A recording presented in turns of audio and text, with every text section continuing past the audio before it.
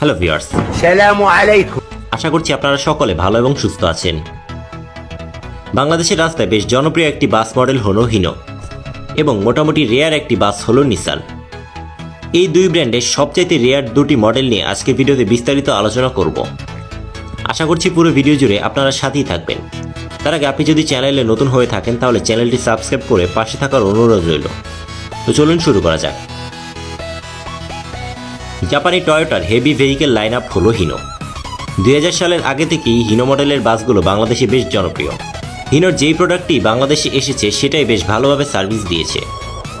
তবে বাংলাদেশের রাস্তায় এই হিনোর একটি রেয়ার প্রোডাক্ট হলো হিনো P11C, যা বাংলাদেশে মাত্র 2 ইউনিট রয়েছে। এটি একটি রেয়ার ইঞ্জিনের বাস। শুধুমাত্র শাহ ফতেহ আলী পরিবহনের কাছেই এই বাসগুলো আছে, যেগুলো মালয়েশিয়ার SKS বডি বিল্ডার্স থেকে সম্পূর্ণ তৈরি হয়ে বাংলাদেশে এসেছিল। P11Cর বেশ কয়েকটি ভেরিয়েন্ট আছে। বাংলাদেশে যেই ভেরিয়েন্টটি চলাচল করছে সেগুলোতে 300 হর্স পাওয়ার সম্পন্ন হিনো P11C VC ইঞ্জিন ব্যবহার করা হয়েছে, যা 2100 RPM এ 1460 নিউটন মিটার টর্ক উৎপন্ন করতে সক্ষম। হিনো P11C বাসগুলো শাহ ফতেহ আলী পরিবহনের হয়ে ঢাকা, বগুড়া, নওগাঁ রুটে বিজনেস ক্লাস সার্ভিস দিচ্ছে। এবার আসা যাক নিসানের মডেলটির ব্যাপারে। হিনোর মতো নিসানও একটি জাপানি প্রোডাক্ট।